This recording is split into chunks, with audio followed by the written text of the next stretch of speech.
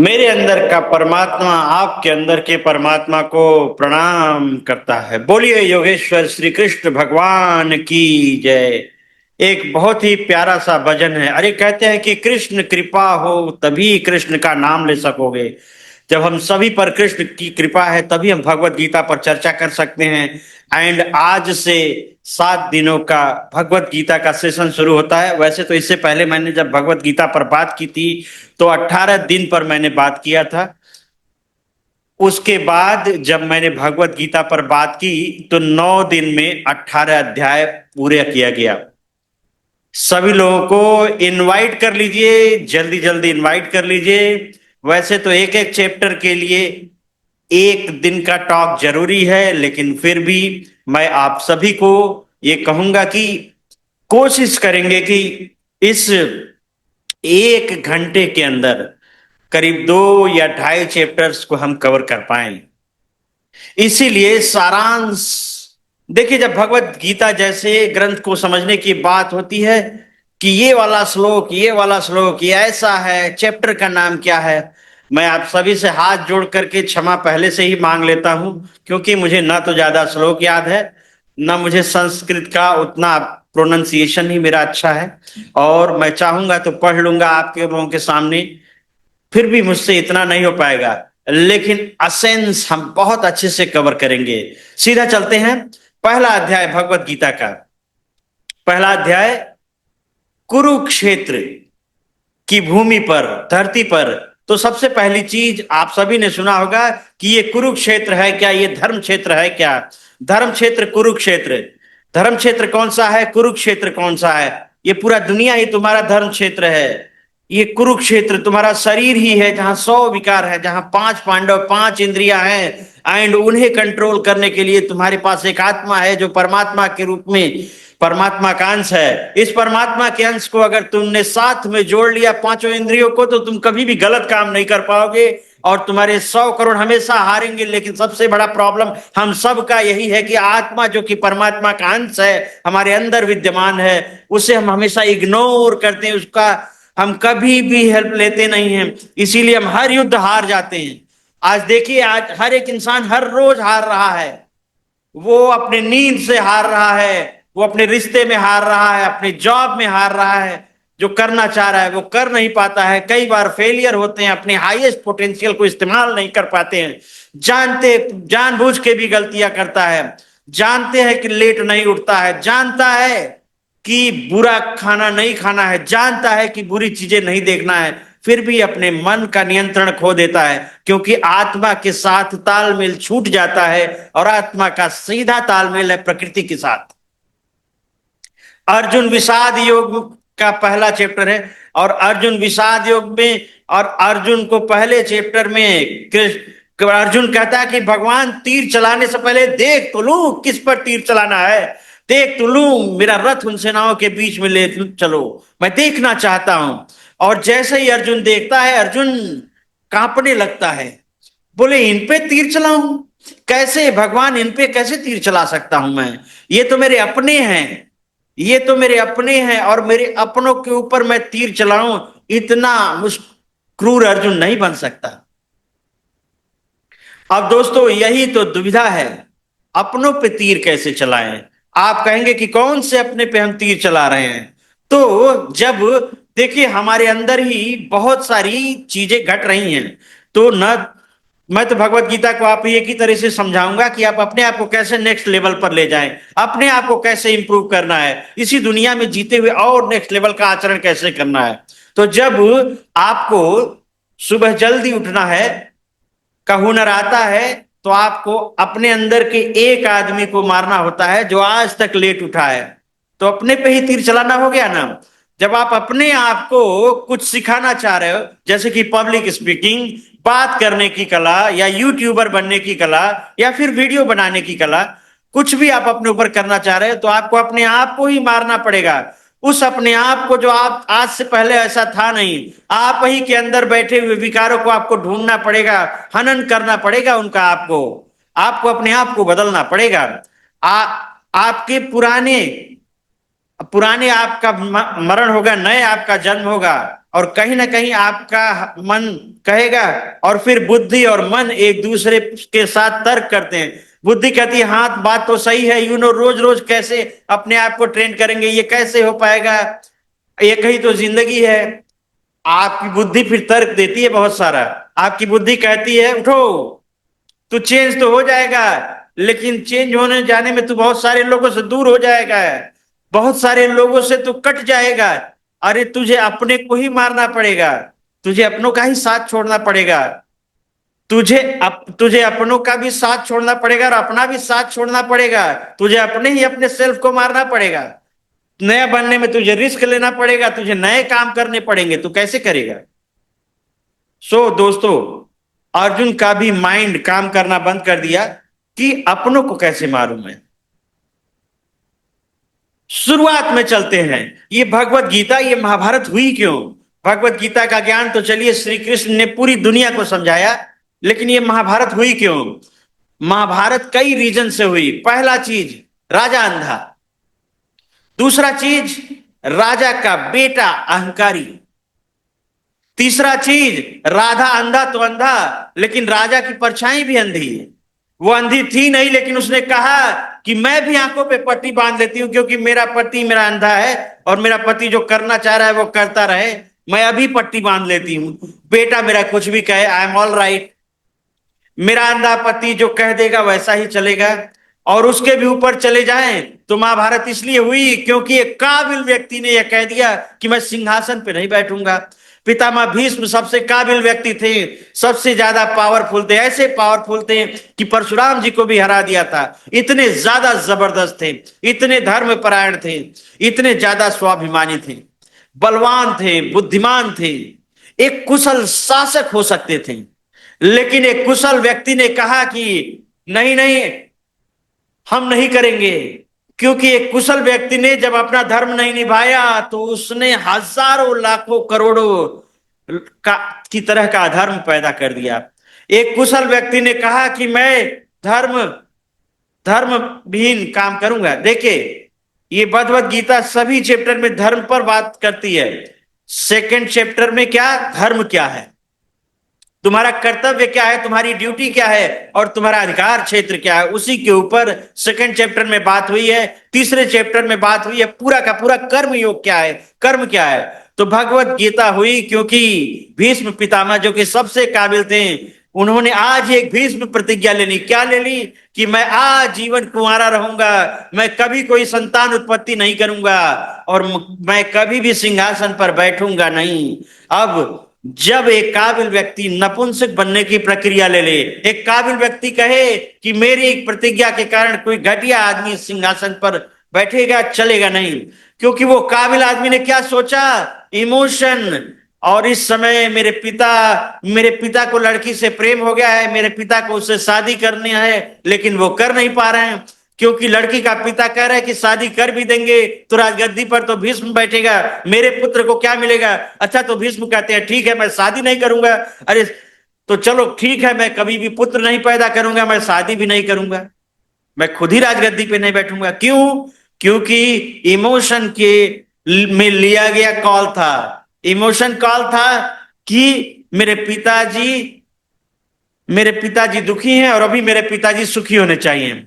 मेरे पिताजी दुखी हैं, मेरे पिताजी इस समय सुखी होना चाहिए, इसीलिए एक ऐसी प्रतिज्ञा ले लेता हूं जो अगले 700 1000 साल तक पूरे विश्व को दुखी करे। दोस्तों, 90% लोग दूरदृष्टि नहीं रखते। किसी ने अरे मेरा पुत्र अभी बहुत दुखी है, चल चल बेटा तू अकेला कहीं मत जा। नहीं नहीं बेटा, तुरा ये काम। जब एक माता पिता अंधेपन का रोल कर लेते हैं, जब कोई एक योग्य पुरुष बिना फ्यूचर को देखे बिना कोई डिसीजन ले लेता है, तब महाभारत हो जाती है। नहीं तो महाभारत होने का सवाल ही पैदा नहीं होता। नहीं तो इतने हजारे लोगों को खत्म होने का सवाल ही नहीं पैदा होता। अगर भीष्म पितामह अगर प्रतिज्ञा नहीं लेते, भीष्म पितामह की प्रतिज्ञा ठीक है, भीष्म प्रतिज्ञा है, ऐसी प्रतिज्ञा उन्हें लेनी चाहिए। लेकिन श्री कृष्ण भगवान ने कहा था कि मैंने भी प्रतिज्ञा लिया था। क्या प्रतिज्ञा लिया था मैंने? कि कभी शस्त्र नहीं उठाऊंगा महाभारत के युद्ध में। लेकिन जब मैंने देखा कि अर्जुन शस्त्र ही नहीं चला रहा है, भीष्म पितामह के ऊपर शस्त्र ही नहीं चला रहा है, श्री कृष्ण भगवान उतर गए, मैं प्रतिज्ञा तोड़ता हूं, ये लीजिए, बूम, चक्र उठा लिया उन्होंने। बोले प्रतिज्ञा लेनी है, ऐसी बात नहीं है, लेकिन अगर आपकी प्रतिज्ञा के कारण अधर्म हो रहा है तो आपको उस प्रतिज्ञा को तोड़ना भी पड़ेगा। अरे सर, फिर तो वो वाली रीत कहाँ गई कि रघुकुल रीत सदा चली आई, प्राण जाए पर वचन ना जाए, तो वो वाली कहाँ चली गई? दोस्तों कहते हैं कि आज के युग में ये अगर समझना है तो कृष्ण को समझना जरूरी है। आज के युग में समझना हो तो पूर्ण रूप से कृष्ण की चीजों को समझना जरूरी है। जब कर्ण रथ से नीचे उतरा, भगवान श्री कृष्ण ने कहा देखो इसका पहिया अटक गया है, जो लो चला बाण। अर्जुन ने कहा कैसे चला दूं बाण? आप ही ने तो रूल बनाया है, निहत्थे पे वार नहीं करते हैं। उधर से कर्ण भी कह रहे हैं कि अर्जुन तू बाण कैसे चला सकता है भाई, मैं तो निहत्था हूं भाई। कृष्ण भगवान अभी चला, कृष्ण भगवान बोले अभी चला, इसी समय चला, इसी वक्त चला। कहले मैं नहीं चला सकता भगवान। अरे तो क्यों नहीं चला सकता है? ना मैं कह रहा हूं, मैं कोच हूं तेरा, I am telling you, you must do that. उधर से कर्ण भी धर्म का पाठ पढ़ा रहा है, तो श्री कृष्ण कहते अरे तू तो मत बोल, देख तेरे को रूल फॉलो करनी थी ना। तुझे वो अभिमन्यु, एक जने को मारने के लिए तुम लोग 7-8 लोग इकट्ठे हो गए थे, वो भी महारथी सारे के सारे इकट्ठे हो गए थे। तब कहां था? जब द्रौपदी का चीरहरण हो रहा था तब तुम्हारा धर्म कहां था? तो भाई तू तो मतलब तू मत बोल। अर्जुन बाण चला, अर्जुन बाण चलाया एंड तो कहते हैं कि जब एक योग्य पुरुष सिचुएशन को समझे बिना कार्य करता है, सिर्फ इमोशनल थॉट प्रोसेस के बेस पर, तो महाभारत जरूर होता है। तब जाके जब एक राजा अंधा हो जाता है, पुत्र में हमें अंधा हो जाता है या किसी और चीज में अंधा हो जाता है, सिर्फ पैसों में ही अंधे हो गए कि हमें कुछ नहीं चाहिए, हमें बस पैसा चाहिए, कि हमें तो धंधा करना है, इससे प्रॉफिट करना है और किसी काम के लिए नहीं करना है। और अंत में हो गया किस चीज के लिए? सिर्फ पैसा पैसा पैसा, प्रॉफिट प्रॉफिट प्रॉफिट प्रॉफिट। तो फिर आदमी कहता है प्रॉफिट बनना चाहिए, क्या करें इस कंपटीशन की दुनिया में? सबसे तो पहले अपन 30% कमाते थे, लेकिन अब क्या करें? अब तो चाइनीज माल आ गया, मिलावट का माल आ गया, तो अपन तो अपना प्रोडक्ट बहुत सस्ते में बेच रहे हैं, अपना वाला माल कोई ले ही नहीं रहा है। अपने भी लो क्वालिटी बेचनी है, अपने भी अपनी जिंदगी के लिए नहीं खरीदेंगे। अच्छा बिल्डर है, दीवारों दीवारों में कौन देखने वाला है? प्लास्टर तो दिखेगा तो सुंदर दिखेगा, उसमें डाल देते हैं मिट्टी, लो क्वालिटी का माल डाल दो। क्यों? क्योंकि प्रॉफिट भी तो इंपॉर्टेंट है। और सिर्फ प्रॉफिट प्रॉफिट प्रॉफिट, अंधा हो गया आदमी। जब आदमी अंधा हो जाता है और आदमी के साथ जो अर्धांगिनी है और आदमी के साथ जो मैनेजर है, आदमी के साथ जो लीडर है, वो भी अंधा हो गया, तो भी कहता है कि हुजूर आप जो कहोगे वही करेंगे, जो तुमको हो पसंद वही काम करेंगे, जो तुम दिन को अगर रात का हो रात करेंगे। जब वो भी अंधा हो जाए, जब मर्जी से अपनी आंखों पर पट्टी बांध ले, तो फिर अहंकार जन्म लेगा, कोई ना कोई अहंकारी बेटा आएगा, कोई ना कोई अहंकारी पुरुष आएगा और पूरे सल्तनत को खा जाएगा। दुर्योधन ने शुरू में जाता है अपने निरीक्षण करने और कहता है गुरु द्रोण देखिए आपके सामने कौन कौन खड़े हैं। अब देखिए वैसे देखा जाए तो दुर्योधन एक कुशल लीडर है, वो ऐसी सेना इकट्ठा कर पाता है, वो कूटनीतिज्ञ है, वो कहीं ना कहीं किससे उससे प्यार से बात करनी है, किससे उसको चढ़ाना है, ये सारी कलाएं जानता है। वो जानता है कि कर्ण को अपने साथ मिला ले तो क्या करना है, उसको तो सिर्फ सम्मान चाहिए, उसको अंगराज कर्ण बना दो। दुर्योधन बड़ा इंटेलिजेंट है, ऐसी बात नहीं है, ऐसा नहीं कि बहुत बेकारी था, सिर्फ उसके अंदर भी सीखने लायक बहुत सारी चीजें थी। तो दुर्योधन शुरुआत में जाता है कि गुरुद्रोण, उनको ललकारता है, उनको चढ़ाता है, गुरुद्रोण आप जैसे व्यक्ति के होते हुए देखिए सामने कौन है, उनकी सेना को देखिए, आपके दुश्मन का बेटा उस सेना का पूरा चक्रव्यूह रच रहा है। गुरुद्रोण ये सब तो आपके सामने गाजर मूली हैं। लेकिन अंदर से दुर्योधन कांपा हुआ है। दोस्तों, जो भी कूटनीतिज्ञ होता है, जो बहुत ज्यादा अपने आप को तेज समझता है, वो अंदर से कभी ना कभी डरा रहता है, वो अंदर से ऐसा घबराया हुआ है। कहता है कि भीम, गुरुदेव भीम को देखो, तो भीष्म पितामह के पास जाता है। भीष्म पितामह आपसे ज्यादा कोई बलवान नहीं है, वो जानता है कि भीष्म के सामने ऐसे बात नहीं कर सकते हैं। वो उनके सामने जाके मीठी बात करता है, गुरु द्रोण को वो चढ़ाता है। दोस्तों, पहला चैप्टर जो है वो पूरा का पूरा इसी चीज को एक्सप्लेन करता है। भीम कौन है? भाव रूपी भीम है। अर्जुन कौन है? अनुराग रूपी अर्जुन है। पहले चैप्टर का अगर एक सारांश के रूप में एक चीज मैं समझाऊं तो पहला क्वेश्चन आपके और मेरे मन में आना चाहिए। क्या आना चाहिए? कि अर्जुन को ही भगवान कृष्ण ने गीता ज्ञान क्यों दिया? क्योंकि अर्जुन ही एकमात्र इन सभी योद्धाओं में ऐसा था जो भगवान के चरणों में पूर्ण रूप से सरेंडर कर चुका था। अर्जुन ही एकमात्र ऐसा व्यक्ति था जो कोच के पास गया। बोलते हैं कि इस दुनिया में अगर आपको महाभारत जीतनी है तो आपको कोच के पास जाना होगा, आपका कोच होना ही होगा। आपके पास कोच होना जरूरी है, अनिवार्य है। ये मैं नहीं कह रहा हूं, ये भगवत गीता कह रही है। बोलते हैं भगवत गीता तो बहुत सारे लोग पढ़ सकते हैं, लेकिन समझ में कितने को आती है? समझ में उन्हीं को आती है जिनके पास गाइड है, जिनके पास कोच है, जिनके पास एक ऐसा व्यक्ति है कहे कि हाँ मैं साथ हूं। अर्जुन चला गया कोच के पास, दुर्योधन भी गया था कोच के पास, दुर्योधन भी गया था श्री कृष्ण के पास, दुर्योधन भी गया था उनसे हेल्प मांगने। लेकिन दुर्योधन अहंकारी था। दुर्योधन अहंकारी था तो किधर जाके बैठा? सर के पास जाके बैठा, सर के ऊपर। भगवान श्री कृष्ण जिधर लेटे थे उनके सर की तरफ जाके बैठा, सर की तरफ जाके बैठ गया। क्योंकि एक अहंकारी आदमी कहता है कोच ही तो है, पैसे दे रहा हूं ना, पैसे दे रहा हूं, पैसे लेके सिखा रहा है तो मैं बड़ा। अहंकारी आदमी कहेगा मैं ही बड़ा, मैं पैसे दे रहा हूं इसलिए मैं बड़ा, मैं पैसे दे रहा हूं इसलिए तुम्हें सिखाना पड़ेगा। अहंकारी आदमी का अहंकार उसे कभी ऐसा मानने ही नहीं देता है कि मैं याचक बनूं, मैं सचमुच शरणार्थी बनूं। वो चला गया कोच के पास, और कोच के पास अर्जुन, अर्जुन पैरों की तरफ बैठा, अर्जुन शरणार्थी बन के बैठा। भगवान आपके शरण में आया हूं, चाहे जो कहना है कह दो, लेकिन आप जो कहोगे मैं मानूंगा। ये मेरा प्रण है, ये मेरा वचन है। मुझे नहीं चाहिए आपकी सेना, मुझे चाहिए आप। जैसे ही अर्जुन ने कहा मुझे चाहिए आप, दुर्योधन प्रसन्न हो गया।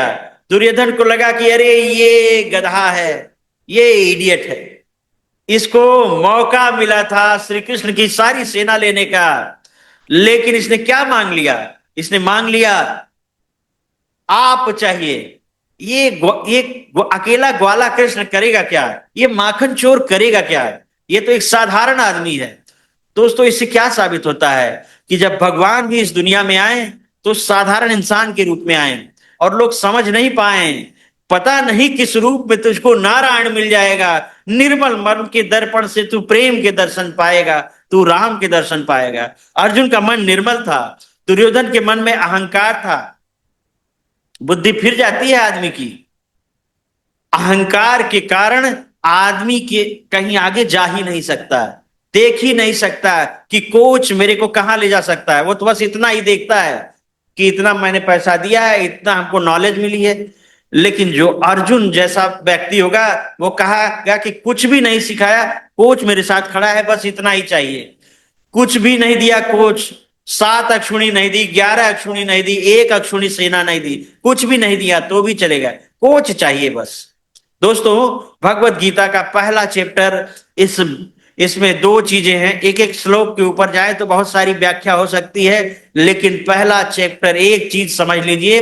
पहले चैप्टर में है कि आप दुर्योधन नहीं बने, आप अंधे नहीं बने, आप अहंकारी नहीं बने, आपने कहीं ना कहीं भीष्म प्रतिज्ञा न ले लें। ऐसी प्रतिज्ञा तो बिल्कुल न ले लें जिसका फ्यूचर में इंपैक्ट बहुत अलग हो सकता है।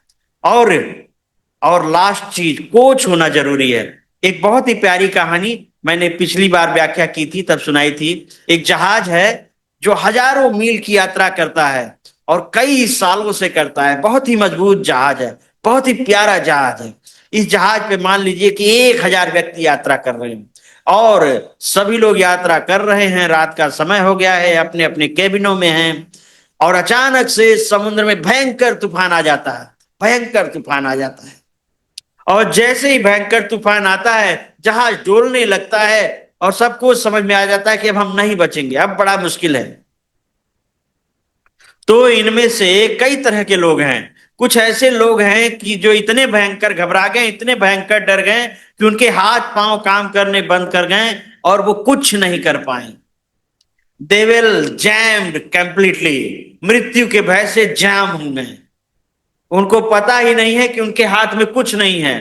दूसरी कैटेगरी के लोग ऐसे रहे कि जो इतने ज्यादा डर गए कि खुद ही अपनी जान बचाने के लिए समुद्र में कूद गए।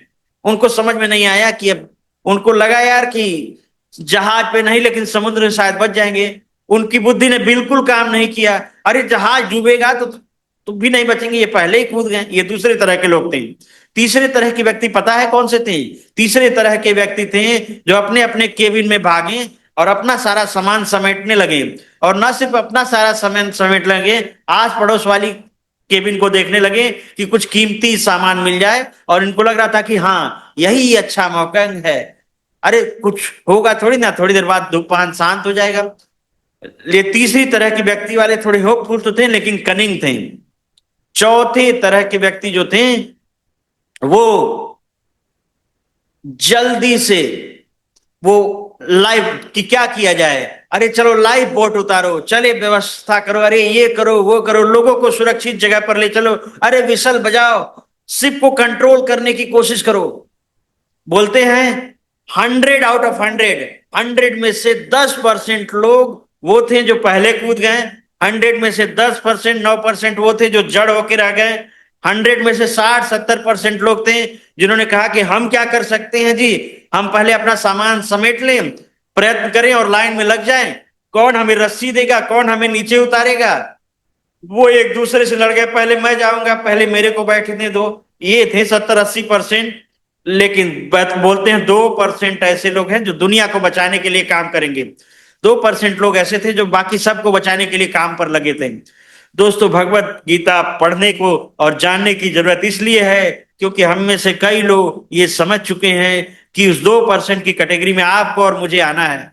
नहीं तो अधिकांश लोग अपने आप को या तो डर से जड़ हो जाएंगे, या बुद्धि ने काम करना बंद कर दिया है तो गलत रास्ते पे पहुंच जाएंगे, समझ में ही नहीं आ रहा है। या फिर 70-80% भाड़ में जाए जनता, अपना काम बनता, अपना काम हो जाए, मैं कर लूं, मेरा हो जाए, मेरी केबिन सुरक्षित रहे, मेरे बच्चे सुरक्षित रहें, अरे देश में कुछ भी होता रहे, आई डोंट केयर, मेरा घर सुरक्षित रहे, मैं सुरक्षित रहूं, मेरे काम होने चाहिए, मेरी ऐसी थॉट प्रोसेस है, इसी के हिसाब से काम होना चाहिए, मेरे आराम में कोई व्यवधान नहीं पड़ना चाहिए, मेरे और मेरे घर का इलेक्ट्रिसिटी बिल चलना चाहिए, बाकी सब कोई भी भाड़ में जाए चलेगा।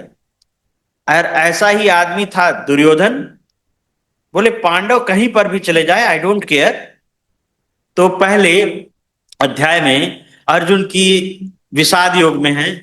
अर्जुन सेनाओं के बीच में रथ ले जाने के लिए बोलता है, और जब अर्जुन देखता है तो उसके हाथ से गांडीव छूट जाता है और बिल्कुल हताश निराश होकर के कांपने लगता है और रथ के अंदर गिर जाता है। और जब रथ के अंदर गिर जाता है, रथ के अंदर पड़ जाता है, तो उसको समझ में नहीं आता है कि क्या किया जाए, उसको समझ में नहीं आता है कि कैसे काम होगा। वो बिल्कुल कंफ्यूज्ड हो जाता है, वो बिल्कुल ब्लैकआउट हो जाता है।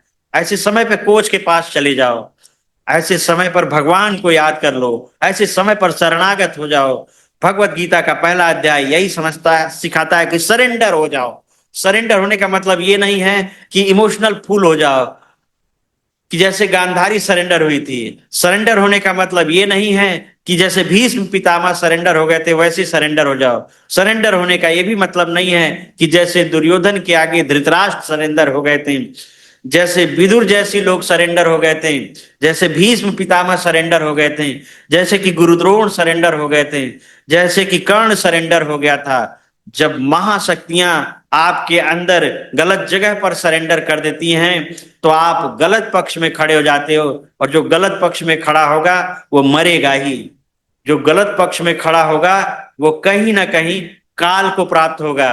वो जो गलत पक्ष में खड़ेगा होगा, जो गलत चीज का साथ देगा, तुम्हारा बेटा गलत कर रहा है और फिर तुम भी उसके कर्मों को छुपा रहे हो, तो तुम गलत हो। तुम खुद गलत कर रहे हो और फिर दूसरों को भी गलत करने के लिए उकसा रहे हो, तो तुम दुर्योधन हो और तुम पाप के भागी भी होगे। तो दोस्तों, this is the nature essence. Second अध्याय में श्री कृष्ण भगवान आज शायद हम 2 ही अध्याय कवर कर पाएंगे। तीसरा अध्याय भी वास्ट है। शुरू के 8-9 अध्याय तक मैं 4-5 चैप्टर्स लग जाएंगे, 4-5 सेशंस लग जाएंगे। उसके बाद हमें धीरे धीरे कुछ चीजें रिपीट होने लगेंगी, तो बाकी के अध्याय जो हैं जो वास्ट होने लगेंगे तो आगे के चैप्टर में हम कवर करेंगे। पहले 5 तक हम हर रोज 2-2 अध्याय करते जाएंगे दोस्तों। रोज सुबह समय पर आए। भगवत गीता की नॉलेज बहुत अच्छी है, बट समय थोड़ा कम है, तो जितना मैं बेसिक आपको समझा पाऊं उतना मैं समझाऊंगा। सेकेंड चैप्टर को थोड़ा समझते हैं। संजय ने कहा, करुणा से व्याप्त शोक युक्त अश्रु पूर्ति नेत्रों वाले को देखकर श्री कृष्ण ने ये शब्द कहे। क्या शब्द कहे? कि हे अर्जुन, तुम्हारे मन में ये कलुष आया कैसे? तू पागल है कि तू गांडीव छोड़ रहा है? तेरी ताकत कैसे हुई? तू ऐसा सोच कैसे सकता है? ये उस मनुष्य के लिए तनिक भी अनुकूल नहीं है जो जीवन के मूल्यों को जानता हो।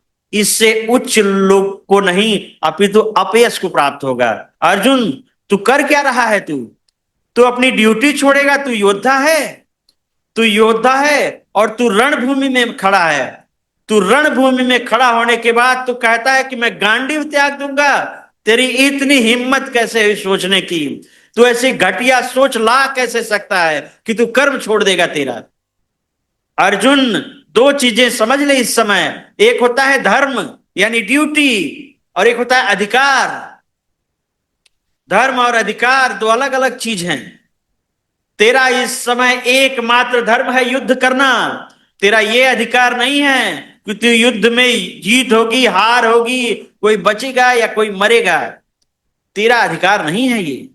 तू अपने धर्म पर टिक रह, तेरा काम कर, तेरा धर्म है, तेरी ड्यूटी है। तू इस समय बाण चला। तू किसके लिए बात कर रहा है? तू क्या कह रहा है कि गुरु द्रोण को कैसे मारेगा? तू क्या सोच रहा है? तेरे मन को दुर्बल तू क्यों बना रहा है? हमारा मन बार बार दुर्बल हो जाता है। देखिए, हमारा मन भी जैसे अर्जुन का मन दुर्बल हो रहा है, मैं तो युद्ध नहीं करूंगा भगवान, वैसे ही अर्जुन का मन भी दुर्बल हो जाता है। हमारा मन बार बार दुर्बल हो जाता है। हमारा मन दुर्बल हो जाता है और हमारा मन कहता है कि यार, मैं ये तो नहीं कर पाऊंगा, मैं कैसे कर लूं?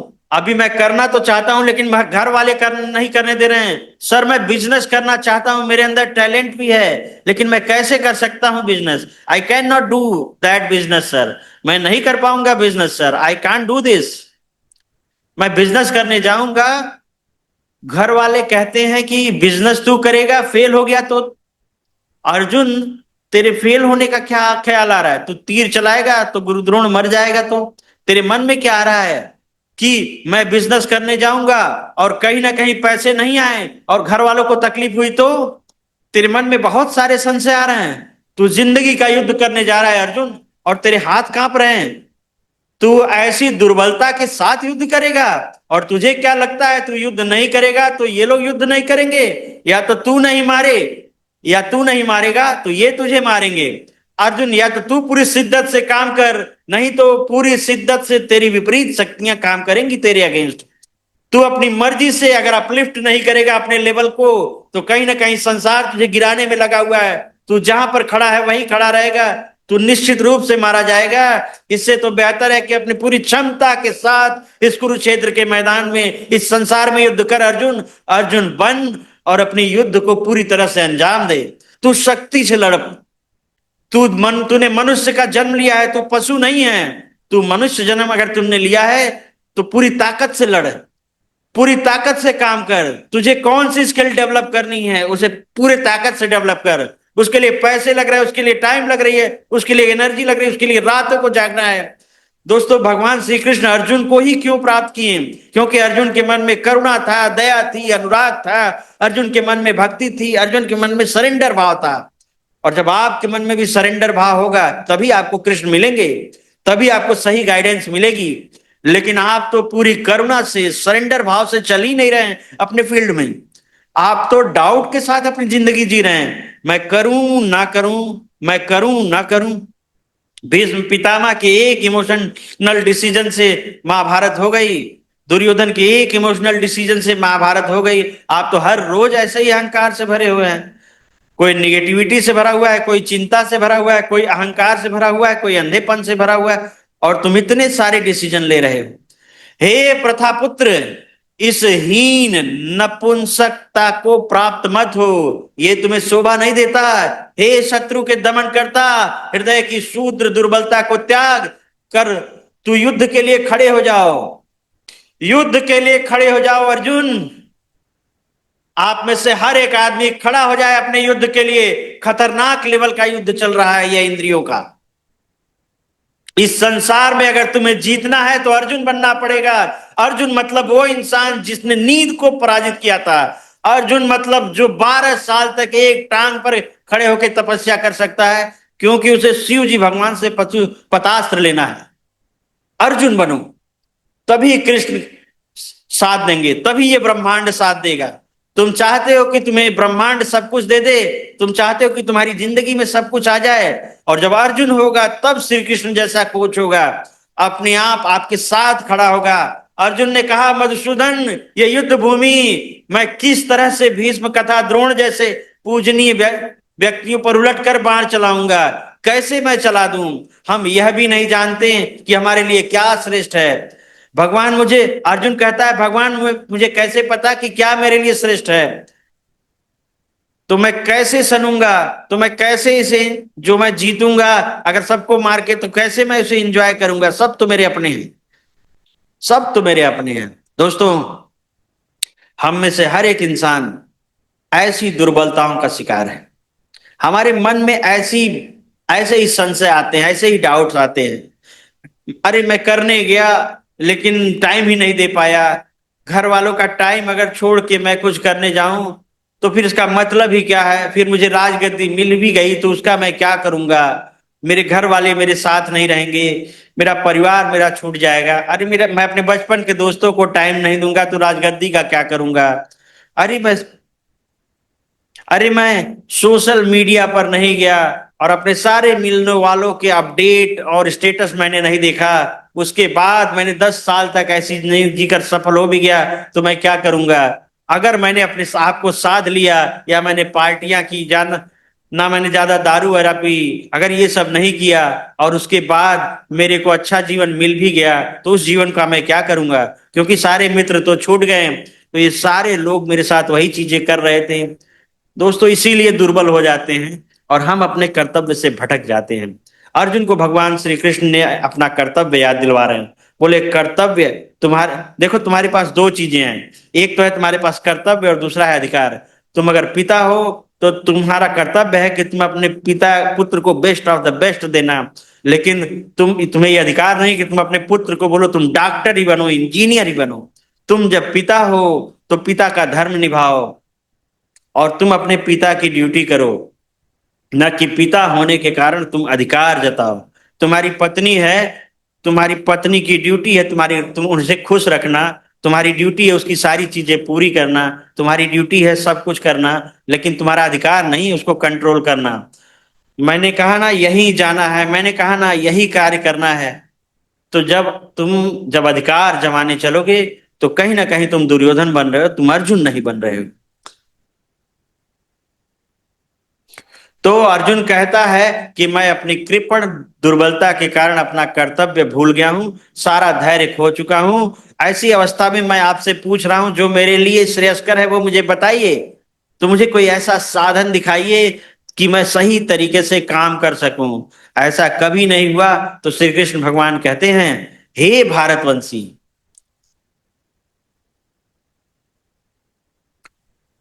तुम पंडित की तरह की बातें तो करते हो, लेकिन उनके लिए शोक कर रहे हो जो शोक करने के योग्य नहीं है। जो विद्वान होते हैं वो तो ना किसी जीवित के लिए शोक करते हैं ना मृत के लिए। अर्जुन, तुझे पता कुछ नहीं है और तुम पंडितों की तरह बातें कर रहे हो। तुझे पता बिल्कुल भी कुछ नहीं है और तू कह रहा है कि इनके साथ मैं लड़ूंगा, ये मरने लगेंगे, तो ये मरने से वर्ण संकर होगा, स्त्रियां दूषित हो जाएंगी, सारा संसार कैसे चलेगा। तेरे को क्या पता। मारने वाला और बचाने वाला तो मैं ही हूं, तू कौन होता है? ये सब तो वैसे ही मरे हुए हैं, तू क्या बात कर रहा है? तुझे पता ही नहीं है। हम में से कई लोग तर्क देने लगते हैं कि अरे खाओ पियो मौज करो, एक ही जिंदगी है। अरे तुम्हें पता क्या है? तुम पंडितों जैसे फालतू की बातें कर रहे हो, तुम्हें पता तो कुछ है ही नहीं है। अरे नहीं नहीं, ऐसे ही जिंदगी जीनी चाहिए। आज का जमाना पैसे का ही जमाना है, पैसे ही कमाओ। तुम्हें क्या पता है? तुम्हें पता ही क्या है? आज कई लोग पैसे कमाने नहीं, लंदन सेटल होने जा रहे थे। कई लोग लंदन सेटल होने जा रहे थे। कई लोग अपने परिवार को लंदन सेटल करने जा रहे थे, और कई लोग पहली बार लंदन घूमने जा रहे थे।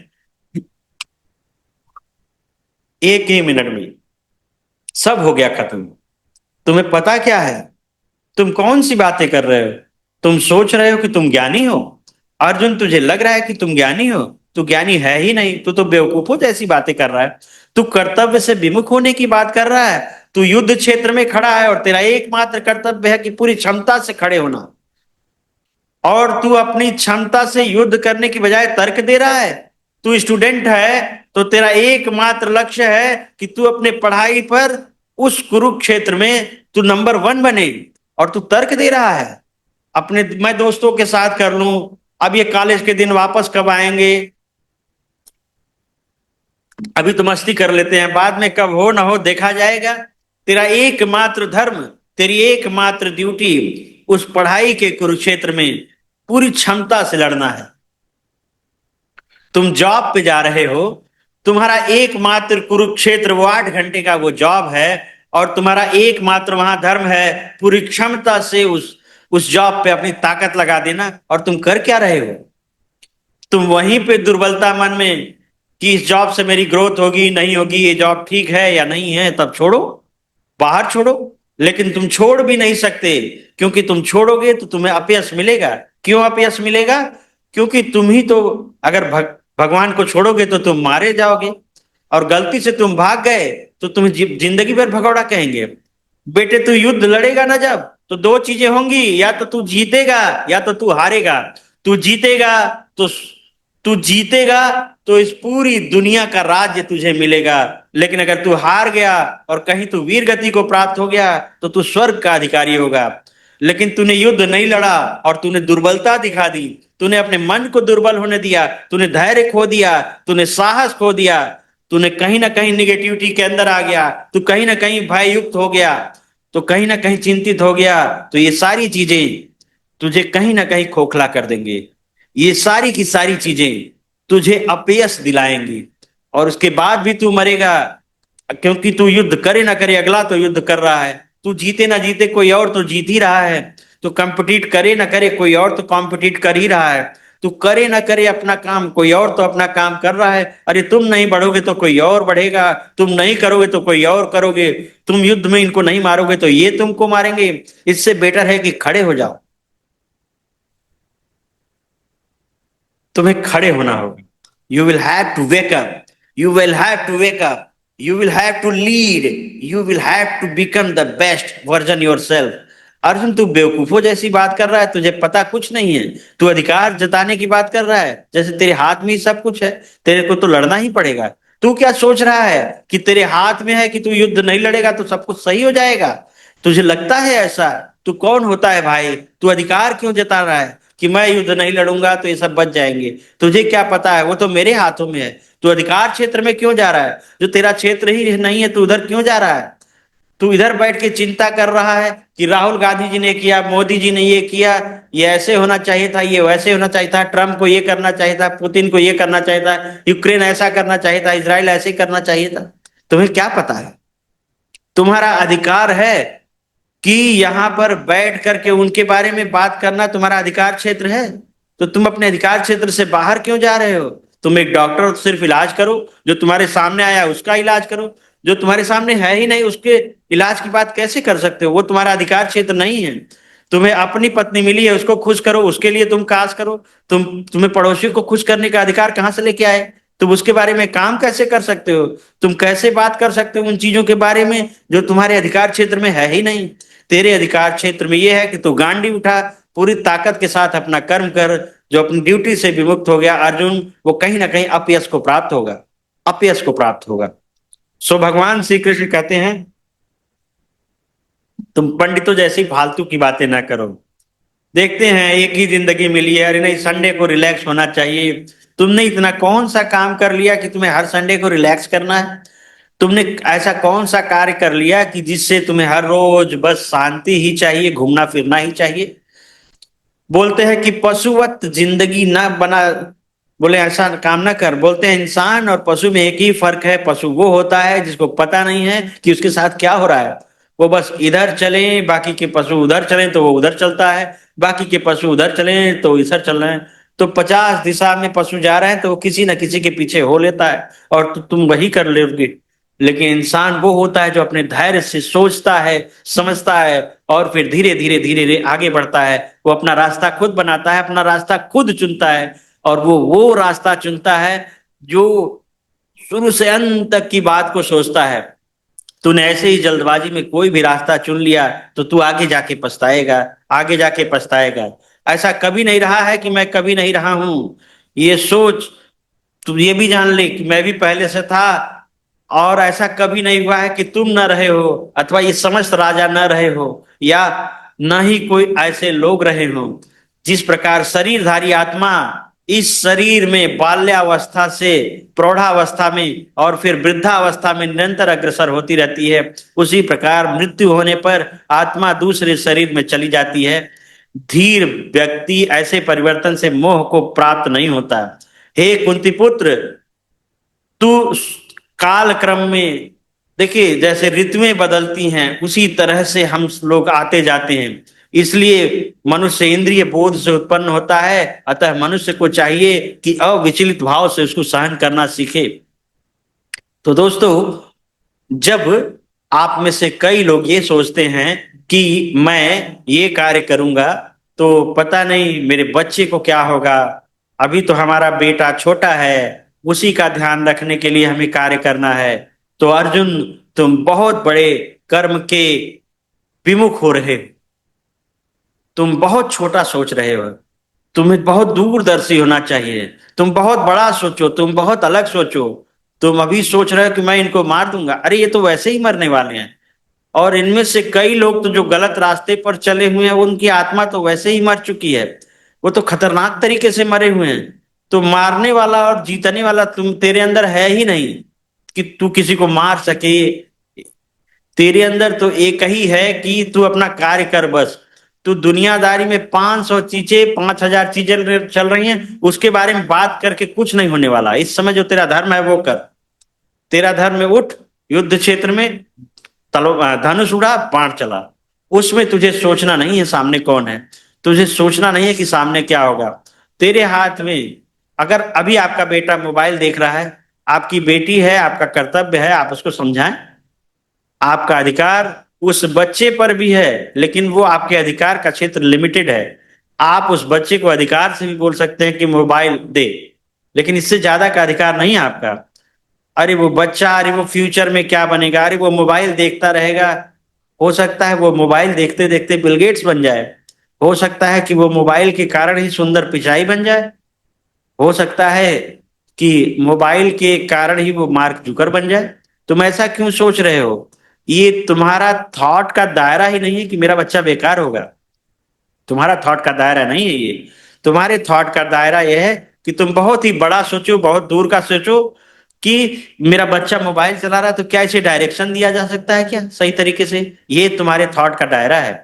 सो दोस्तों, भगवान कृष्ण ने अर्जुन को जो ज्ञान दिया है वो हमारे जीवन के हर एक क्षेत्र से हमें जोड़ के देखना पड़ेगा। हमारे जीवन के हर एक क्षेत्र से जब हम उसे जोड़ेंगे तब हमें समझ में आएगा कि अरे यार, ये तो बहुत ही सही बात है।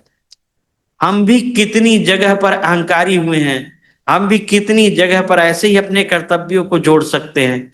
हम बहुत कुछ कर सकते थे लेकिन हम दिल जान से खेला ही नहीं। हम अपने आप को पता है नहीं कितने ही रीजन लिखते रहे कि नहीं हो पाएगा, ऐसा नहीं है, ऐसा नहीं है। एक जज है और उसके सामने उसका बेटा खड़ा है जिसने मर्डर कर दिए 3-4। अब अगर वो जज है तो उसे क्या करना चाहिए? उसे अपने कर्तव्य का निर्वाह करना चाहिए, उसे अपनी ड्यूटी करनी चाहिए, और उसे अपने बेटे को भी वही सजा देनी चाहिए जो शायद किसी और को होगा।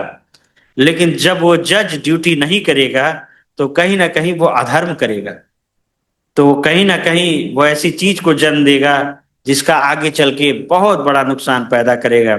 जब एक पॉलिटिशियन है तो उसे धर्म के रास्ते पर ही चलना होगा, क्योंकि जब वो कहेगा कि नहीं ये मेरा सगा है, इसके लिए अलग रूल है, वो दूसरा है उसके लिए अलग रूल है, इन जो तो जब एक पॉलिटिशियन अपने धर्म पर नहीं चलेगा तो कहीं ना कहीं वो अधर्म के साथ खड़ा है, और जो अधर्म के साथ खड़ा है वो पशु है। तो दोस्तों, समझना होगा ड्यूटी क्या है, अधिकार क्या है, कितना अधिकार का क्षेत्र है, कितना ड्यूटी का क्षेत्र है। ड्यूटी और अधिकार, ड्यूटी एंड राइट्स, इनके ऊपर हमें अपने आप को चर्चा करते हुए आगे बढ़ना है। सुख तथा दुख, देखिए समय समय पर जैसे ऋतुएं बदलती हैं वैसे ही सुख दुख आता है। सर मुझे आगे बढ़ना तो है, लेकिन आगे बढ़ने के लिए मुझे कुछ सीखना है, लेकिन ये सीखने में नींद बहुत आती है। सर उसमें टाइम बहुत लगता है, कुछ ऐसा बताओ ना कि जल्दी हो जाए। अरे जल्दी, सबसे जल्दी अगर तुमको कोई काम करना है तो ये 6 महीने लगा दो दिन रात। अगर तुम भगवत गीता सीखने चाह रहे हो तो लगा दो 6 महीने भगवत गीता पे। ये मत सोचो कि इससे सुख आएगा या दुख आएगा, ये तो क्षणिक है। और सब में तुम आज उसके ऊपर 6 महीना काम कर लो तो तुम्हारी रूट्स इतनी गहरी हो जाएगी कि तुम आगे बढ़ जाओगे। तुम्हें आज पैसे कमाना सीखना है तो 6 साल लगा दो दिन रात कि पैसे कैसे कमाने हैं। लेकिन तुम जल्दी करने के चक्कर में जो सुख दुख के फेर में पड़े हुए हो कि इतना हार्ड वर्क करने के बाद भी होगा या नहीं होगा, ये सब बीत जाएगा 6 साल, ये बीत जाएगा 2 साल। तुम अपने हेल्थ को अच्छा करना चाह रहे हो लेकिन तुम एफर्ट नहीं ले रहे हो, तो एफर्ट लेने में तो अर्जुन ध्यान रख, ये सुख और दुख इमीडिएट गायब हो जाएगा। तू इस बॉडी में रह रहा है तो तुझे इसका ध्यान रखना होगा। ये तेरा कर्तव्य है कि तेरे आसपास के जितने तुझे काम मिले हुए हैं उससे पूरी तरह से प्रतिबद्ध होके करे। तू एक बाप का भी धर्म अच्छा निभा ले, तू एक पति का धर्म भी निभा ले, और तू जिस कंपनी में काम कर रहा है उसका भी धर्म निभा ले। ये मत कर कि तू उस कंपनी में जाए और वहां पर दिन रात क्रिटिसिज्म कर और दिन रात निगेटिव बैठा रहे और दिन रात बहुत दूर का ये सोचता रहे कि वहां पैसा कम है अगली जगह पे ज्यादा हो जाएगा और ऐसा हो जाएगा। तो पहले अपना कर्म कर तू, ताकि तू शायद 4 साल 5 साल 10 साल 2 साल 1 महीने 6 महीने जितने दिन तू वहां रहा तेरा निरंतर डेवलपमेंट होता रहेगा। ये सुख दुख की कहानी और लाभ हानि को छोड़, अगर तुझे कहीं पे ड्यूटी करनी है, कहीं कमिट करना है तो, और आगे अगला अध्याय कर्म योग का है, इसी चीज को और थोड़ा एक्स्ट्रा देखिए। उसमें है कि जो पुरुष सुख और दुख में विचलित नहीं होता वो और समभाव में रहता है वो निश्चित रूप से मुक्ति के योग्य होता है। अर्जुन, इस समय तुझे इस समय सोचना नहीं है कि इस युद्ध से तुम्हें लाभ होगा या हानि होगा। जब तुम जॉब नहीं ज्वाइन कर रहे थे उसके पास तुम्हारे पास उससे पहले तुम्हारे पास ऑप्शन था कि जॉब में अच्छा होगा या बुरा होगा। ये पहले सोचना था ये जॉब मेरे लिए अच्छी है या बुरी है। अब तो तुम उतर चुके हो ना, अब तो तुमने कमिट कर दिया है ना, अब तो तुम अगले 1 महीने यहाँ रहने वाले हो तो अपना बेस्ट दे दो, दैट्स इट। जब तुम नया बिजनेस कर रहे हो तो नया कस्टमर लेने से पहले ये पहले सोच लो कि इस कस्टमर से मुनाफा होगा या नुकसान होगा। अब तुमने कस्टमर से कमिट कर दिया तो अब तुम्हें अपना बेस्ट ही देना है। तुमने 12th में एडमिशन लेने से पहले ये सोचना था कि अब तुम 12th में आ गए हो तो तुम्हारा कर्तव्य है कि तुम अपना बेस्ट दोगे। एक और रिश्ते में अगर एक बार तुम रिश्ते में आ गए तो तुम्हें अपना बेस्ट ही देना है। अगर एक बार तुम्हें कोई भी काम करना है या अगर तुमने सीखने का निर्णय ले लिया है तो तब तो तुम्हारे पास एक ही चीज है, अपना बेस्ट देना। तुमने नोट्स नहीं बनाए, तुमने बेस्ट नहीं दिया, तुमने बस सुना और छोड़ दिया, तो अर्जुन तूने अपना बेस्ट नहीं दिया।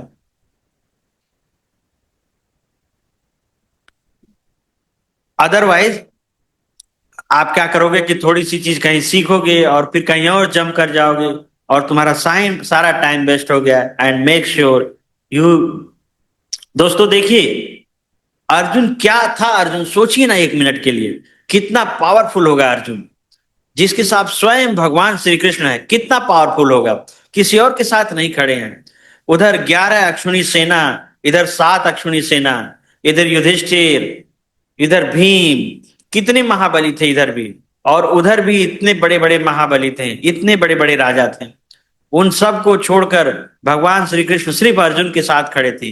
तो अर्जुन कितना पावरफुल होगा। लेकिन अर्जुन जैसे व्यक्ति को भी गाइडेंस की जरूरत होगी। और मैं हमेशा अपने बिजनेस प्रोग्राम में कहता हूं कि हमारी जनरली चाहे टाटाज हो या बिरलाज हो, इनको गाइडेंस की जरूरत पड़ती है। ये लोग अपने पास एक जबरदस्त थिंकिंग बैंक लेके घूमते हैं, हर एक क्षेत्र का महारथी अपने साथ लेके घूमते हैं। हमारा थिंक टैंक कौन है? हम गुस्से में हैं तो अपने दोस्त से राय लेते हैं, या ऐसे आदमी से राय लेते हैं जिसको उस फील्ड में कुछ भी नहीं पता है। हम राय ले लेते हैं कि यार हम जा रहे हैं, हम बिजनेस में बड़ा सेठ हैं, तो वो ऐसे इंसान से राय लेते हैं जिसको इस बिजनेस के बारे में ABC नहीं मालूम है, जो तुम्हें सिर्फ हानि लाभ के पर डिसीजन लेगा। अगर तेरा पैसे का फायदा हो रहा है तो ये काम कर।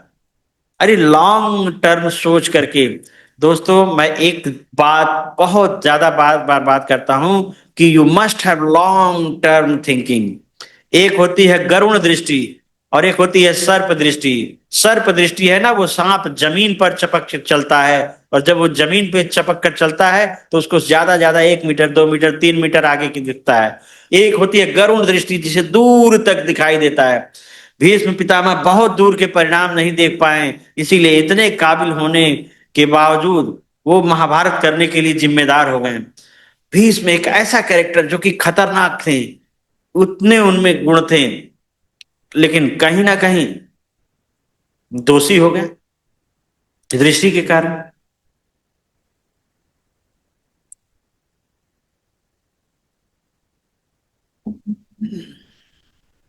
जो सारे शरीर में व्याप्त है उसे ही तुम अविनाशी समझो, कृष्ण कहते हैं। ये अव्यक्त आत्मा है, इसको नष्ट करने में कोई सामर्थ्यवान नहीं है। अर्जुन कहते हैं कृष्ण से कि देख, तू भी आत्मा है, ये सब भी आत्मा है, कोई नहीं मार सकता, किसी को नहीं मार सकता। अब इसी को तुम अपने, अगर हम अपने मन से जोड़ के देखें तो देखिए, जो भी हम कर रहे हैं उसमें हमें सर्वश्रेष्ठ देना है, उसके फल को कोई नहीं मार सकता है। कौन सी चीज होने वाली है, कौन सी चीज नहीं होने वाली है, ये आपके कंट्रोल में नहीं है। तो जो आपके कंट्रोल में है ही नहीं, तो आपको उतना ही करना है जो आपके कंट्रोल में है। इस समय मेरे कंट्रोल में है ये बात करना, और मेरी जितनी समझ है उसके हिसाब से मैं बात कर रहा हूँ। जो मेरी समझ नहीं है वो नहीं है। मुझे नहीं आती कुछ चीजें भगवत गीता के बारे में, तो नहीं आती शायद। शायद जो लोग बचपन से इसी के बारे में पढ़ रहे हैं, 1000 बार पढ़ रहे हैं, 1000 टीका पढ़ी, 1000 टिप्पणियां पढ़ी, वो शायद इससे और नेक्स्ट लेवल की बात कर पाए। वो शायद इससे मेरे लेवल से हजारों गुना बेहतर होंगे। लेकिन इस समय मेरा ये कर्तव्य है कि जो मेरी बेस्ट अंडरस्टैंडिंग है वो आपके सामने रखना, और आपका एक ही काम है कि जो मेरे से बेस्ट ले सकते हो ले लेना, और जो छोड़ सकते हो उसे छोड़ देना। तो अर्जुन, तुझे इन चीजों में नहीं जाना है कि को कहाँ पहुंचेगा, राहुल गांधी के कर्म से कहाँ ले जाएंगे और मोदी के कर्म से कहाँ ले जाएंगे। ये तेरा दायरा नहीं है, ये तेरा क्षेत्र नहीं है। तेरा क्षेत्र ये है कि जो तू अभी कर रहा है वो कर। जो इस जीवात्मा को मारने वाला समझता है या मरा हुआ समझता है, ये दोनों अज्ञानी हैं। क्योंकि आत्मा न जन्म लेती है और ना ही कभी मृत्यु होती है। वो अजन्मा, अनित्य, शाश्वत और पुरातन है। शरीर के मारे जाने पर भी वो मारा नहीं जाता है। दोस्तों, अब आत्मा पे चले जाते हैं। भगवान कृष्ण कहते हैं ये बात, और वो समझा रहे हैं अर्जुन को कि तू समझ तो सही, तू आत्मा है। अब प्रॉब्लम यही है कि हम समझते हैं हम आत्मा नहीं, हम तो शरीर हैं। अब कहीं ना कहीं शरीर क्यों है? क्योंकि हम लोग शरीर ही हैं। हमें लगता है कि राजन एक शरीर है। बोले अर्जुन, तेरे अंदर ये जो दुर्बलता आ रही है ना, अटैचमेंट के कारण आ रही है। और अटैचमेंट क्या है? ये मेरे भाई हैं, ये मेरे पिता हैं, ये मेरे गुरु हैं, ये मेरे दादा हैं। अरे इस समय दादा वादा कुछ नहीं, अधर्म के सामने खड़े हैं ना। इस समय वो तेरे अपोजिट खड़े हैं ना। तो तू अटैचमेंट क्यों कर रहा है? तेरा किस तरह का अटैचमेंट है? क्यों अटैचमेंट है? ये अटैचमेंट ही दुख का कारण है। तू सोच रहा है कि नहीं ये सब तेरे साथ जाएंगे, कोई नहीं जाने वाला तेरे साथ। तू अटैच हो गया कि वो मेरी लैंड है, वो मेरी लैंड है। अब तू मेरी लैंड करते हुए तू अपने भाई से झगड़ा करता है। यहां जहां तेरे को झगड़ा नहीं करना है, जहां तुझको झगड़ा नहीं करना है, तू अपने छोटे भाई से, अपने बड़े भाई से लड़ाई कर रहा है कि नहीं मेरी लैंड है, मेरे को चाहिए ज्यादा। और उसके चक्कर में तुम भाई भाई कोर्ट केस कर रहे हो। जहां तुम्हें नहीं लड़ना है वहां लड़ रहे हो। इसका मतलब ये नहीं है कि लड़ना नहीं है, इसका मतलब ये है कि जहां नहीं लड़ना है वहां क्यों लड़ रहे हो। लेकिन हाँ, तुम्हारा भाई अधर्म से तुमसे वो लैंड लेना चाहे, तुमसे छल कपट से लैंड लेना चाह रहे हो, तो तुम कह रहे हो कि नहीं लेना है, तो ये गलत है। तुम्हें जहां लड़ना है और जहां नहीं लड़ना है, ये बुद्धि है, और इस बुद्धि को तेरे को समझना पड़ेगा। तो अगर आज तू इस बुद्धि को नहीं समझेगा तो तू जिंदगी भर रोएगा। तू अटैचमेंट में इतना पागल हो गया है कि तुझे लगता है सोना भी साथ लेके जाऊंगा, चांदी भी साथ लेके जाऊंगा, और इसके चक्कर में तू इंसान को मारता जा रहा है। इसके चक्कर में तुझे इंसानों से अच्छा व्यवहार करना चाहिए तो नहीं कर पा रहा है। तो तू जहां पर तुझे अटैचमेंट रखना चाहिए और कहाँ नहीं रखना चाहिए ये तो समझ। तेरा अटैचमेंट सिर्फ एक ही चीज पर होना चाहिए कि इस समय मैं न्यायाधीश हूं तो मुझे न्याय करना है। चाहे मेरा बेटा सामने है, चाहे कोई और बेटा सामने है, इस समय मैं राजा हूं, और राजा हूं तो मुझे राजा की तरह व्यवहार करना है। ना कि मुझे ये पार्शियलिटी वाला भी है कि ये 5 लोग तो मेरे हैं, ये 5 लोग मेरे नहीं हैं। तुम्हें जो भी व्यवहार करना है वो लार्जर हुड में करना है। दोस्तों, भगवत गीता देखिए कितनी प्यारी चीज है, हर आदमी को कनेक्ट कर देती है। एक आदमी था, उसको फांसी की सजा हुई क्योंकि वो चोरी करता हुआ पकड़ा गया। और जब वो न्यायाधीश के पास गया, ले जाया गया, तो न्यायाधीश जो था उसने बोला कोई तेरी अंतिम इच्छा है? तो बोला हाँ। बोला क्या? बोला मेरी जगह पर मेरी माँ को फांसी दिया गया है। जज बोला आर यू, राजा बोला are you mad, what are you saying hell? बोला ये मेरी अंतिम इच्छा है। बोला ऐसा क्यों बोल रहा है? बोला जब मैं पहली बार स्कूल से पेंसिल चोरी करके लाया था ना, तो मेरे माँ को पता चल गया था, तो उसने कुछ कहा नहीं। क्यों? क्योंकि वो मुझसे बहुत प्यार करती है। और फिर जब मेरी हिम्मत बढ़ गई कि मैं दूसरी बार चोरी करके ला कर आया, तब तक उसने मुझसे कहा, लेकिन मुझे फर्क पड़ना बंद हो गया। अब मैं बार बार चोरी करता हूँ, माँ कभी कुछ कहती है, कुछ कहती नहीं है, 90% कुछ नहीं कहती है। तो जब माँ ने अपनी ड्यूटी नहीं की तो बेटा चोर बन गया। और जब आज बेटे को फांसी हो रही है या सजा दी जा रही है, तो ये सजा मुझे नहीं मेरी माँ को दी जाए। क्यों? क्योंकि मैं नहीं दोषी हूं, मैं तो अबोध था, मैं तो बालक था, मुझे तो पता ही नहीं था, मैं तो जानता ही नहीं था कि है क्या। आज माताएं रोती हैं कि हमारा बच्चा दिन भर मोबाइल में रहता है। अरे तुमने ही तो दिया, अरे हमारा छोटा सा बच्चा कहाँ खेलेगा, ओके चलो चलो चलो इसको मोबाइल दे देते हैं। फिर तुमने उसको खाना खिलाना था, वो नहीं खा रहा था, तो तुमने मोबाइल ठूस दिया उसके साइड में। अब तुम रो रहे हो कि ये मोबाइल छोड़ता नहीं है, तो दे दिया ना, तुमने दिया ना। तो फिर जब तुमने दिया तो रोना क्यों आया? अब क्यों रोना है? तुम्हारे बच्चे ने जब पहली बार कोई गलती की तब तुमने चाटा नहीं मारा, अरे हमारा लाल हरा पीला, हम उसको चाटा कैसे मारे? तो अब वो गलत रास्ते पे चला गया, उसकी हिम्मत बढ़ गई है क्योंकि तुमने बढ़वाई है, क्योंकि तुम अंधे हो गए थे। तुमने अपने आंखों पर या तो पट्टी बांध ली थी या तुम जन्म से अंधे थे। अब तुम्हारा बच्चा गलत रास्ते पर है, अब तुम रो रहे हो कि उसको सही पर रास्ते पर कैसे लाना है। तुम्हारा शरीर अभी बीमारियों से ग्रसित हो गया है, लेकिन तुम्हें उस समय तो पकवान खाने थे, उस समय तो तुम्हें इनडिसिप्लिन हो रहा था, तुम्हारे ही कर्मों का फल है। अब क्यों रो रहे हो? अर्जुन समझना पड़ेगा, जो आ रहा है तेरे पास तेरा ही लौट के आ रहा है। समझ तो सही, समझ तो सही। सच अ ब्यूटीफुल थिंग्स दोस्तों। जो व्यक्ति यह जानता है कि आत्मा अविनाशी है, अजन्मा है, और ये किसी को भला कैसे मार और मरवा सकता है। जिस प्रकार मनुष्य पुराने वस्त्रों का त्याग कर देता है, नए वस्त्र धारण करता है, उसी प्रकार से आत्मा पुराने और व्यर्थ शरीर को त्याग कर नए शरीर को धारण करती है। दोस्तों, यहां पर 1 मिनट के लिए बात करते हैं। तो जहां आत्मा मरी या शरीर मरा या नया जीवन आए, वो चलिए शायद हम इस लेवल पर सोच पाएंगे या नहीं सोच पाएंगे, लेकिन ये सोचिए, कोविड के पहले का टाइम और कोविड के बाद का टाइम, अब हम न्यू हो गए। पिछले साल जब हम 10th में थे और अब हम 11th में हैं तो हम न्यू हो गए। अब हम 10th वालों की तरह बिहेव नहीं कर सकते, अब हम नई जगह पर चले जा रहे हैं। और जब हम नए हो गए हैं तो हम नए तरीके से बिल्डअप करें, हम अपनी ड्यूटीज पर करें, हम अपने आप को समझें, अपने ड्यूटी को समझें। दोस्तों, the God is only present, ये मैं बार बार समझाता हूं, हमारे अंदर भी है, ये हमने सुना है। लेकिन हम काम क्या करते हैं सारे के सारे अटैचमेंट में, कि 10th क्लास में जो दोस्त थे वही दोस्त अच्छे थे, अब छूट गए ना, अब नए हो जाओ। और तू नहीं छोड़ेगा तो वैसे भी छूटेंगे। हमें अपने विकारों को छोड़ना होगा। आगे पूरी भगवत गीता इसी पे है कि हमें अपने इंद्रियों को जीत लो, अपने मन को जीत लो, अपने बुद्धि को जीत लो। क्योंकि कहते हैं ना कि तुम्हारी सबसे बड़ी दुश्मन तुम्हारा बुद्धि और तुम्हारा मन है। तुम्हारा मन कह रहा है कि तू अभी तो खा ले, और बुद्धि भी तर्क दे रही, हाँ खाएगा पिएगा तभी तो मस्ती करेगा, थोड़ा घूम भी ले, फटाफट मजे कर ले। ये फटाफट मजे कर ले मतलब वाट, मन कह रहा है कि कुछ करने को, क्योंकि मन हमारे नियंत्रण में नहीं है। अब बुद्धि तर्क और दे रही है कि हाँ ये सही है, तू जो कर रहा है वो सही है, हर आदमी तर्क देता है। अब मांस खाने वाले के पास जाओ, वो आपको तर्क देगा, चाहे आप कितने भी शाकाहारी हो, अरे क्या घास फूस खाता है। अब अर्जुन को भगवान श्री कृष्ण यही कह रहे हैं कि तेरे पास बुद्धि ही नहीं है, तू बेवकूफों जैसी बात कर, तेरे अंदर बुद्धि नहीं है, तू फालतू की बात कर रहा है कि ये करोगे तो ये हो जाएगा। ऐसे ही हजारों लोग पंडित बनने की कोशिश कर रहे हैं, यानी विद्वान बनने की कोशिश कर रहे हैं। हजारों लोग कह रहे हैं ऐसा ही होना चाहिए, वैसा ही होना चाहिए। छोटे छोटे टुकड़ों के लिए लड़ना नहीं चाहिए।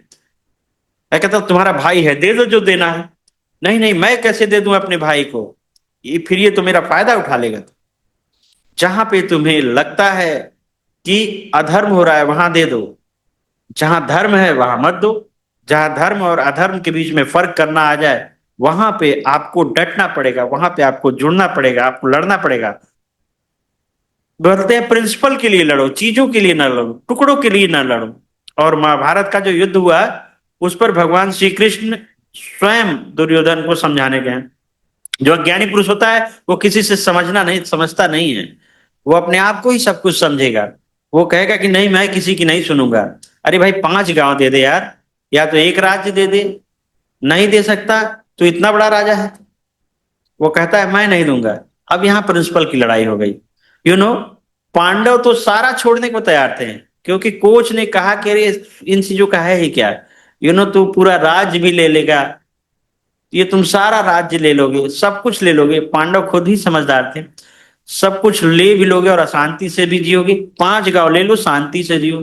पांडव बोले ओके, हमारा कोच कह रहा है। लेकिन वो अहंकारी पुरुष कहता है कि मैं एक सुई की नोक बराबर भी जमीन नहीं दूंगा।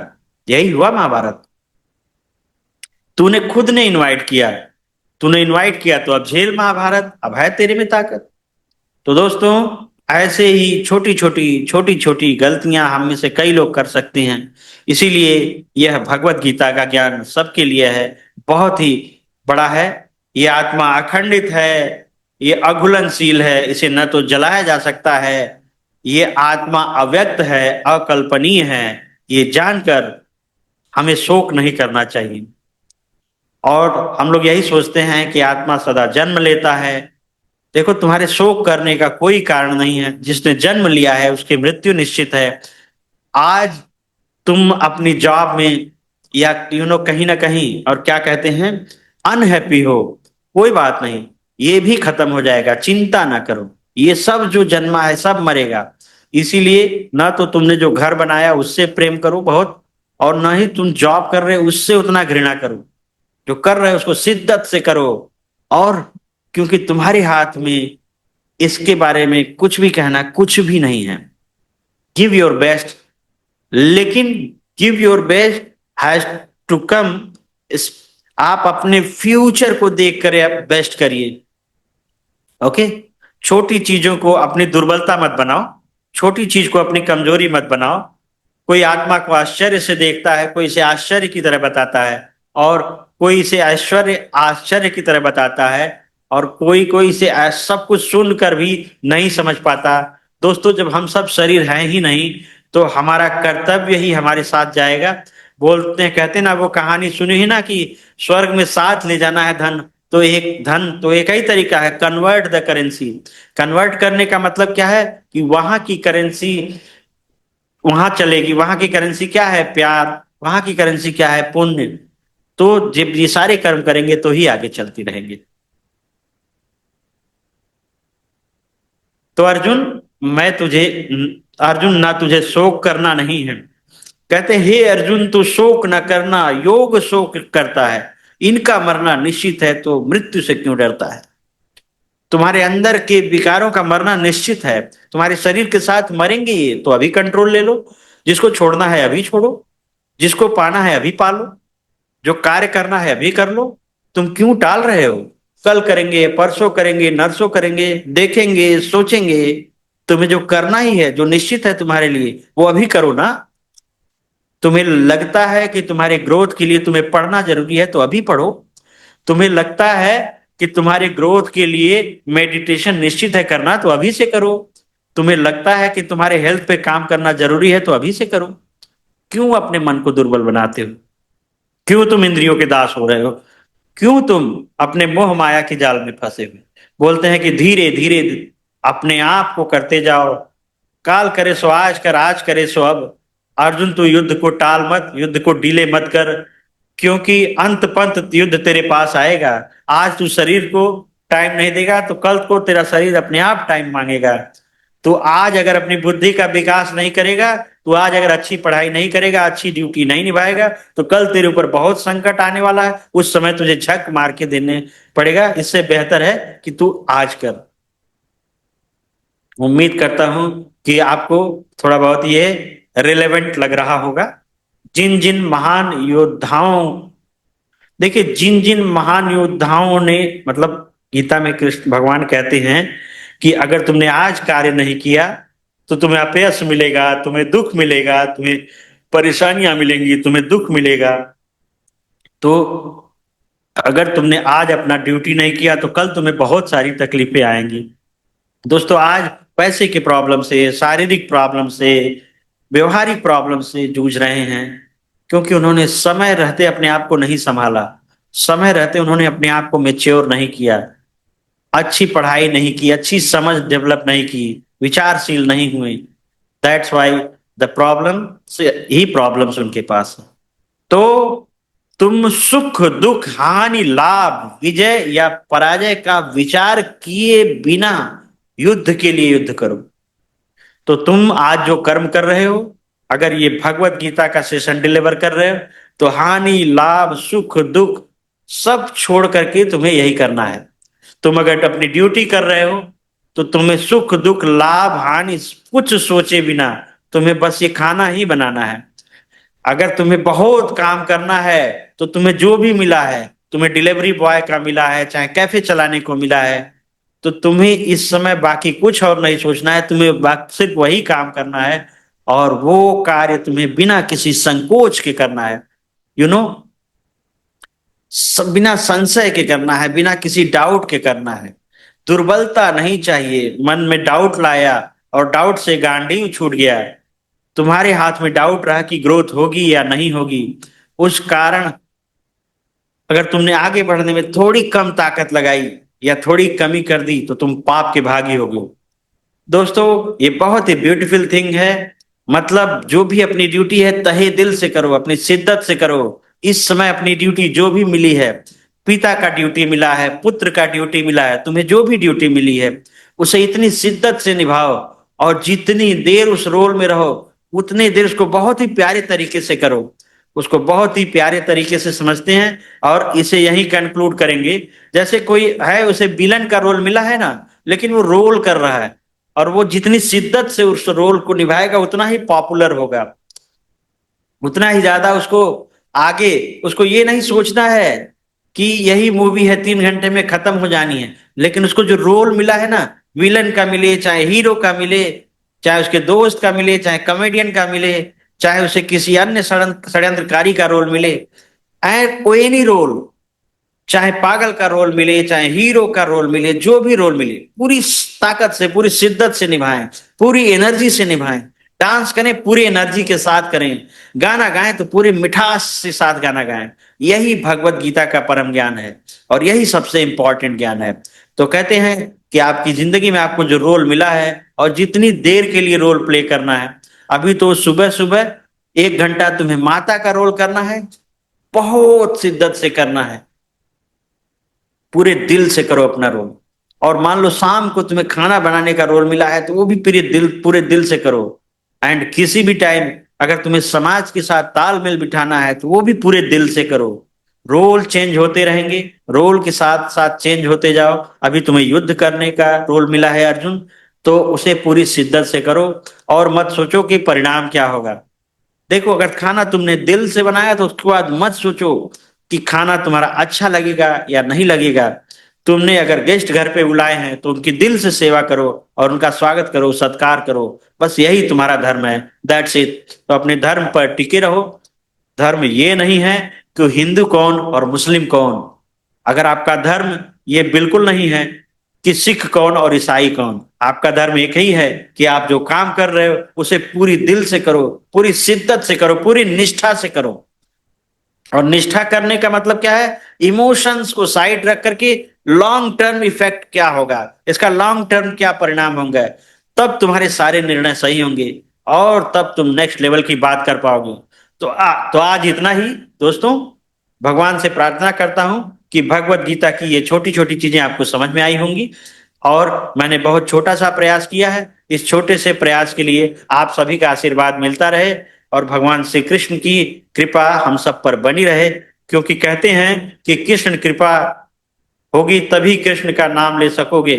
बोलिए योगेश्वर श्री कृष्ण भगवान की जय। हरे रामा रामा रामा, हरे कृष्णा हरे हरे। बोलिए राधा रानी की जय। मेरा मंगल तेरा मंगल, सबका मंगल हो मेरे। मात पिता का, मित्र जनों का, सबका मंगल हो मेरे। तो सबकी मंगल कामना के साथ आज का सत्र पूरा करते हैं, फिर मिलेंगे। धन्यवाद।